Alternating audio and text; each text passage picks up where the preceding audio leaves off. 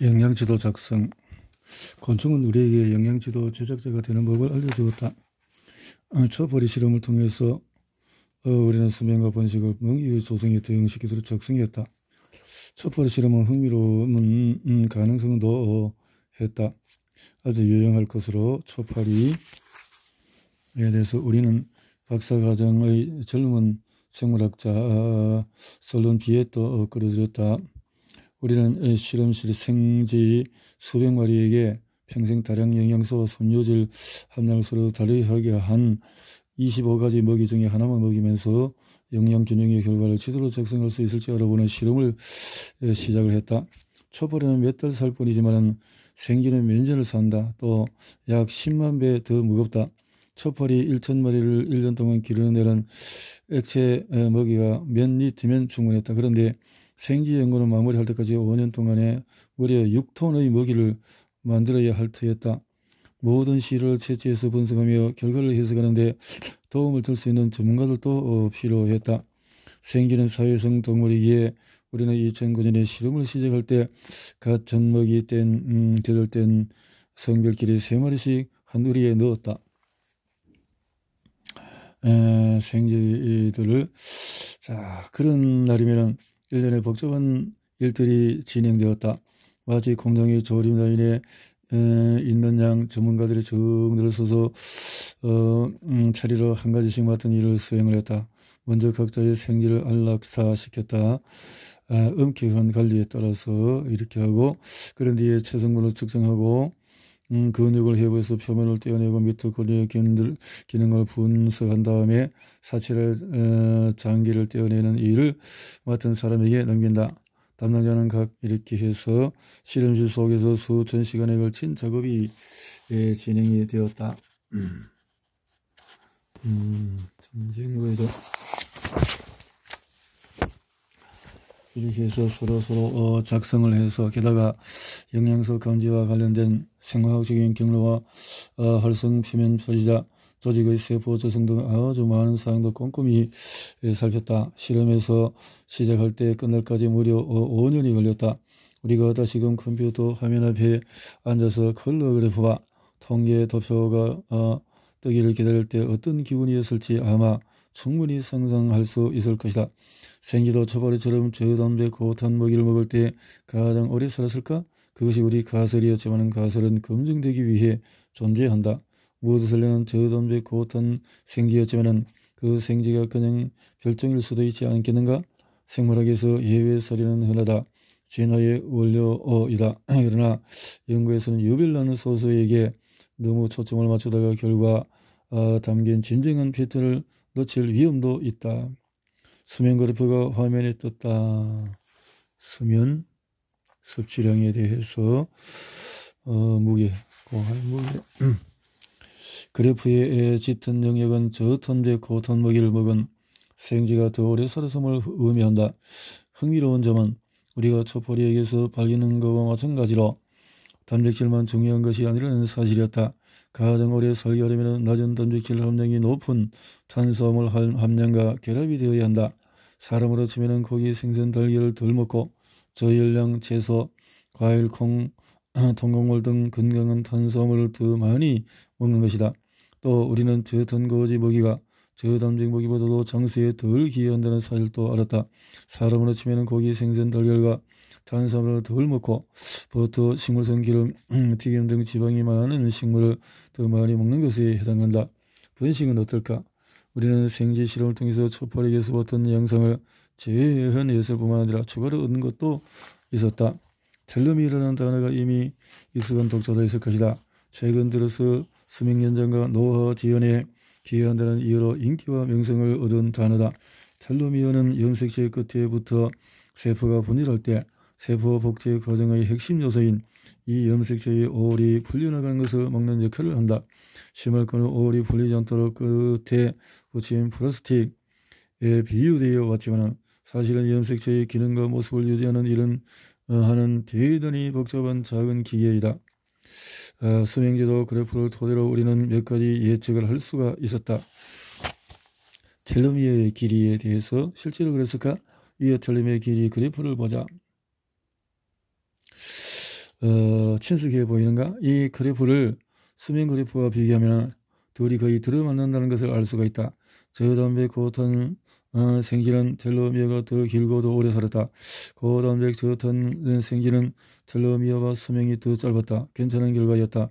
텔로미어에 관한 기존 상식에도 들어맞을 뿐만 아니라 낮은 단백질 함량과 높은 탄수화물 함량이 결합되면 수명이 길어진다는 우리의 예측에도 부합되니까 더 나아가 우리는 면역기능, 주요 영양소, 신호, 전달 경로의 활성, 미토콘드리아 기능 같은 노화의 다른 표지들과 다량 영양소 균형 사이의 관계도 조사했다. 모두 일치했다. 이는 우리가 식단을 써서 노화의 생물학적인 기본 메커니즘을 강화시키거나 약화시킬 수 있다는 의미였다. 엄청난 발견일 수가 있었다. 왜 그런지 설명하기 위해서 노화의 메커니즘을 좀 더 자세히 살펴보자. 우리 몸의 생리학적인 현상들은 기본적으로 상반되는 두 생화학적인 경로를 중심으로 펼쳐진다. 양쪽이 경쟁하면서 모든 동물에게서 두 가지 전혀 다른 생명 현상을 빚어낸다.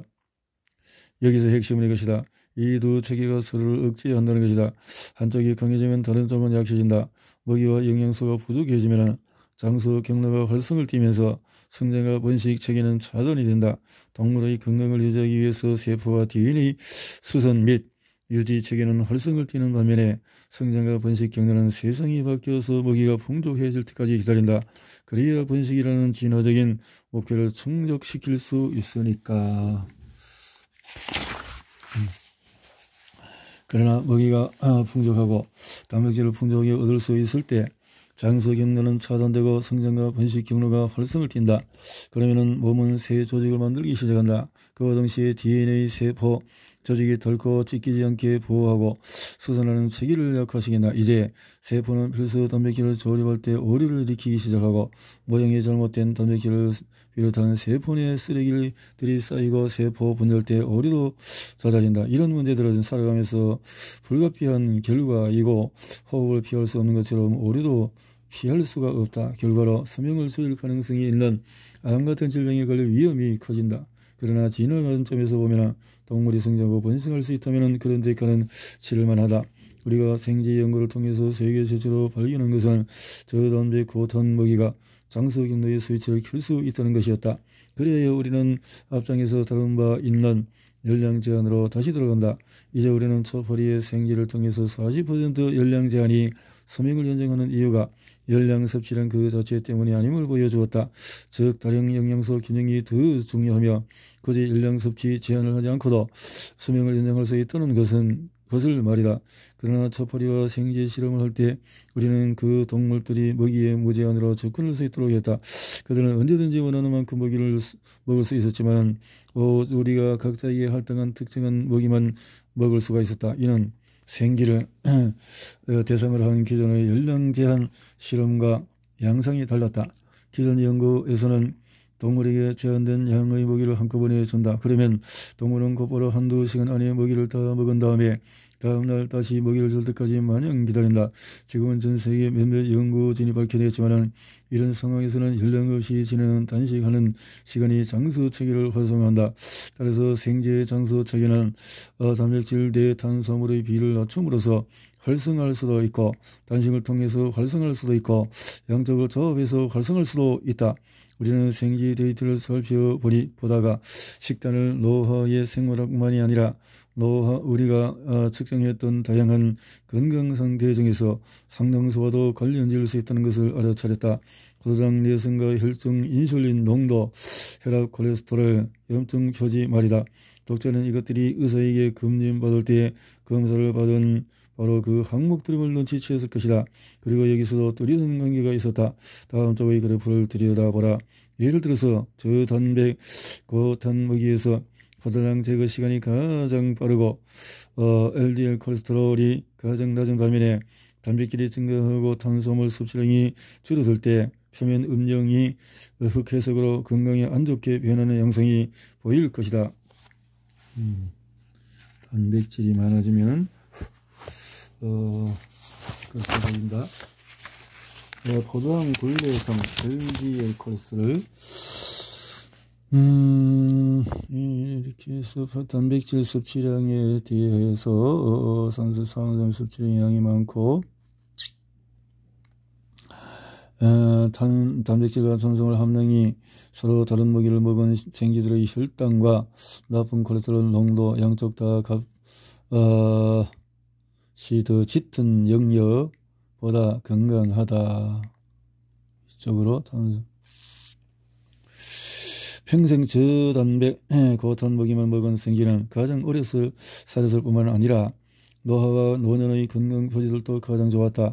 우리는 건강하게 오래 살고 싶어하는 사람들에게 환상적인 의미를 지닐 법한 무언가를 알아낸 것이었다.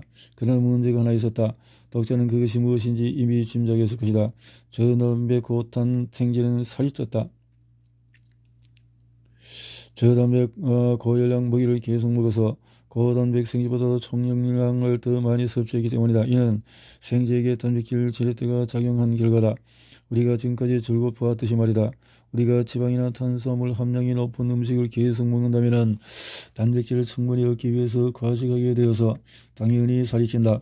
말이 난 김에 덧붙이자면 사람에 비해서 생쥐에게서는 이 반응이 더 약하게 나타나지만 그래도 비만을 일으키기에는 충분하다. 중요한 점은 에너지가 농축된 지방이나 탄수화물이 아니라 소화할 수 없는 섬유질로 단백질을 적절히 희석하자. 생쥐가 단백질을 얻기 위해서 먹이를 더 많이 먹었으면서도 더 오래 살았다는 것이다. 그 생쥐들만이 살이 찌지 않았다. 그런데 우리 몸은 왜 살이 찌는 방향으로 먹도록 우리를 내모는 것일까?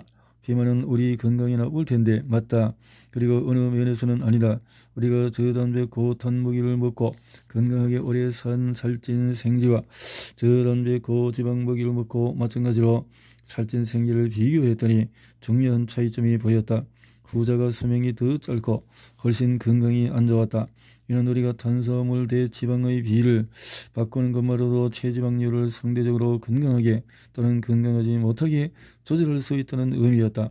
양쪽 사례에서 생쥐는 단백질을 더 얻기 위해서 과식을 했지만 탄수화물을 더 먹는 쪽보다 지방을 더 먹은 쪽의 건강이 더 안 좋았다. 따라서 이제 새로운 질문은 이것이었다. 건강에 좋은 비만과 나쁜 비만은 어떤 차이가 있을까?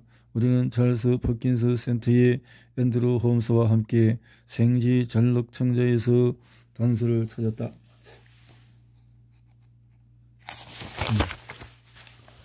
고단 생쥐는 저단 고지 생쥐보다 창자에 더 건강한 위생물 공동체가 살고 있었다. 또 차이를 보면 측면들이 더 있었다. 간에서 분비되는 FGF21이라는 호르몬의 농도도 그랬다. 이 호르몬은 저단백 고탄 생쥐의 혈액에 늘 얼마치 많았다. FGF21 단백질 식욕 조절에서 중요한 신호 전달 분자임이 드러났다. 인슐린 민감성을 형성시킴으로써 대사 건강을 촉진한다. 저 혈액에 든 포도당을 세포가 흡수하도록 작용하는 인슐린을 몸이 덜 만들어낸다는 의미다. 또 FGF21은 과식하는 상황에서 에너지 지출을 늘린다. 이 두 요인은 생쥐뿐 아니라 사람에게도 중요하다. 우리는 루지애나 패팅턴 연구소의 크리스 모리슨과 함께한 실험에서 FGF21 농도가 증가할 때 생쥐가 유독 단백질이 풍부한 먹이를 선호한다는 것을 알아냈다. 이 결과를 보자마자 우리는 육장에서 말한 시드니 대학교 식단 실험에 참가한 사람들에게서 채취해서 저장해둔 혈액 포원을 꺼내서 조사했다. 그들도 단백질 함량이 10%인 낮은 음식을 먹으면서 지내는 시기에 FGF21 농도가 대폭 상승했다. 이 분야는 빠르게 발전하고 있다. 우리가 이거를 쓰고 있는 현재 FGF21이 지금까지 놓치고 있었던 단백질 식욕 호르몬일 뿐만 아니라 탄수화물 식욕을 끊는데도 관여한다는 사실을 확인하는 몇몇 중요한 논문이 막 발표된 상태다. 정말이라면 엄청난 돌파구가 열린 셈이다. 따라서 비만은 우리가 예상했던 것보다도 더 복잡한 양상을 띠었다. 생쥐가 우리에게 알려준 바에 따르면 그랬다. 생쥐는 단순히 날씬한 것만으로 건강하게 오래 산다고 보장할 수가 없다는 사실을 알려주었다. 정반대로 고단백 저탄 먹이를 먹은 날씬하고 매력적인 생쥐야말로 가장 빨리 일찍 죽었다. 멋진 외모를 지닌 청년의 사체가 되었다. 이는 높은 단백질 탄수화물 비율이 빠른 노화와 관련 있는 경로의 과다 활동을 일으키는 바로 그 배합이기도 하기 때문이었다. 세포와 DNA의 수선과 유지 메커니즘을 끄고 노화와 암을 비롯한 만성 질환들을 야기하는 배합이다. 마음에 들지 않는 결과다. 그리고 우리는 생지만 그런 것이 아니라고 추측한다. 아무튼 노화와 대사 측면에서 보면은 우리와 생지는 생물학적으로 동일한 토대 위에 있다. 앞서 말한 장소 내 성장과 번식이라는 두 경로는 생화학적으로 세세한 부분까지 거의 동일하다. 우리는 생지로부터 식단을 바꿈으로써 각기 다른 결과를 쉽게 빚어낼 수 있다는 것을 알았다. 마치 다이얼을 이리저리 돌리는 것과 비슷하다. 이쪽으로 조금 돌리면 저쪽에서 조금 멀어진다. 우리는 비만을 가져올 수도 있고 되돌릴 수도 있다. 당뇨병을 예방하고 수명을 최대화할 수도 있다. 또는 근육을 늘리고 체지방을 줄일 수도 있다. 암을 예방하거나 촉진할 수도 있다. 노화를 늦출 수도 있고 가속할 수도 있다. 번식을 촉진할 수도 억제할 수도 있다. 장내 미생물상을 바꿀 수도 있다. 면역기를 자극할 수도 있고 그와 거의 다른 많은 일을 할 수도 있다. 우리는 단백질, 지방 이렇게 단성으로 다이얼을 조금 돌리는 것만으로 생지에게서 이 모든 일이 일어나도록 했다. 그리고 그 결과를 그래프로 명확히 보여줌으로써 식단을 아주 정확하게 추진할 수 있었다. 즉 생지의 건강에 좋은 식단이 무엇인지 알았다. 그 여러 해가 지나는 사이에 우리는 과학계부터 제정신이 아닌 듯한 대규모 식단 실험을 수행한다는 평가를 얻었다. 처음에는 메뚜기, 이어서 초파리, 이제는 생쥐. 안타깝게도 사람을 대상으로 이렇게 빡빡한 통제된 식단을 태어날 때부터 사망할 때까지 먹게 하면서 실험하기는 불가능할 것이다. 독자도 수긍할 것이다. 그러나 우리는 초파리와 생쥐로부터 끌어낸 이 새로운 지식으로 무장하고 사람의 식단과 수명을 연구한 문헌들로 눈을 돌렸다. 어떤 유용한 교훈을 찾을 수 있는지 알아보기 위해서였다. 사람에게서도 저단백, 고단 식단이 건강하게 장수하는 삶과 관련이 있음을 시사하는 어떤 증거가 있을까? 놀랍게도 있었다. 사실 지구에서 가장 장수하는 인류 집단들은 모두 이른바 블루존에서 먹는 바로 그 식단을 먹고 있다. 블루존은 댄 뷰트너가 2008년에 펴낸 저서 세계 장수마을 블루존을 통해서 널리 알린 지역들이다. 블루존에 사는 사람들은 좋은 사회적 관계와 신체적으로 건강한 생활습관 등 비영양학적인 특징들도 공통으로 지닌다. 그렇지만 오로지 우리 실험을 토대로 삼자면은 식단의 다량 영양소 균형만 보고서도 건강하게 얼마나 오래 살지 예측할 수 있다는 의미이므로 흥미롭게 그지없다. 아마 장수하는 블루존 집단 중에서 가장 유명한 사례는 일본은 오키나와 주민들일 것이다. 그것에서 다른 선진국과도 100세를 넘는 사람의 비율이 5배에 높다. 오키나와의 전통 식단은 주로 고구마 잎채소 적은 양의 생선과 살코기로 이루어진다. 단백질이 겨우 9% 식량 부족에 시달리지 않는 인류 집단 중에서 가장 낮다. 탄수화물이 85%, 지방이 겨우 6%로 이루어진 식단이다. 우리 생지를 최대 수명에 달하게 해준 식단에 들어있는 비율과 똑같아. 전통적으로 오키나와 주민은 비만이라는 것 자체를 몰랐다. 거기에는 그들의 식단에는 섬유질의 비율이 높다는 점도 한몫을 했다. 섬유질은 중요하다. 식단에 섬유질이 충분하면 열량 과잉 섭취를 일으키는 단백질 지릿대의 힘이 제약을 받는다. 섬유질은 위장을 채우고 소화를 늦추고 또 장내 미생으로 먹이가 된다. 이런 효과들이 결합하여서 흡기를 막는다. 이 섬유질은 대부분 오키나와 주된 탄수화물 공급원에 들어있다. 바로 고구마, 채소, 과일이다. 안타깝게도 지금 오키나와에 있는 현대 서구식 식단이 퍼지면서 전통 식단이 외면당하는 추세이며 그에 따라서 비만과 당뇨 환자가 늘고 있다. 현대 기준으로 보면 실은 불가능한 수준의 건강한 집단이 최근 또 한 지역에서 발견되었는데 볼리비아 치마네 족이다. 이들은 전 세계에서 심혈관 질환 발병률이 가장 낮다. 이들은 전통적인 수련 및 채집 생활에 화전동법을 곁들인 삶을 살아간다. 이들의 식단은 단백질 14%, 탄수화물 72%, 지방이 겨우 14%로 이루어져 있다. 단백질은 주로 사냥한 짐승과 강에서 잡은 생선에서 얻는다. 탄수화물은 대부분 현미나 바나나, 카사바, 옥수수를 통해서 얻는다. 오키나와의 고구마처럼 식물성 식품은 부피가 있는 섬유질의 함량이 높다. 이런 실제 사례들은 우리가 초파리와 생지 실험을 토대로 예측한 것에 들어맞는다. 거기에서 우리는 한 가지 중요한 결론에 도달했다. 실험은 특정한 식단이 우리 종을 포함해서 동물의 건강에 어떻게 영향을 미치는지 이해하는 데 없어서는 안 될 도구다. 그러나 그것만으로는 부족하다. 전체 그림을 완성하려면 나머지 반쪽이 필요하다. 동물이 실험실 바깥의 실제 환경에서 살아가면서 접하는 식단이 무엇이고 자연에 제공하는 식단이 어떻게 반응하는지도 알아야 한다. 그 반쪽을 조사하려면 실험복을 벗어놓고 야생으로 나가야 한다. 야생에서 활장에 요약을 해보면은 우리는 생쥐를 대상으로 대규모 이런저런 초파리처럼 생쥐도 고통 먹이를 먹을 때 가장 오래 살면서 지냈다. 저단백질 식단은 성장과 번식 때 필연적으로 일어나는 선성으로부터 수명을 연장했다. 우리는 단백질, 지방, 탄수화물, 섬유질의 비율을 조절함으로써 인슐린, 내성, 유무와 관계없이 비만을 예방하거나 일으킬 수 있었다. 수명을 늘리거나 줄일 수 있었다. 번식을 촉진하거나 지지할 수가 있었다. 근육 질량을 늘리거나 줄일 수가 있었다. 장내 미생물과 면역계를 변화시킬 수 있었다. 그 외에도 많은 일을 할 수 있었다. 우리는 식단을 이용해서 다양한 목표를 달성하는 새로운 방법을 발견했다.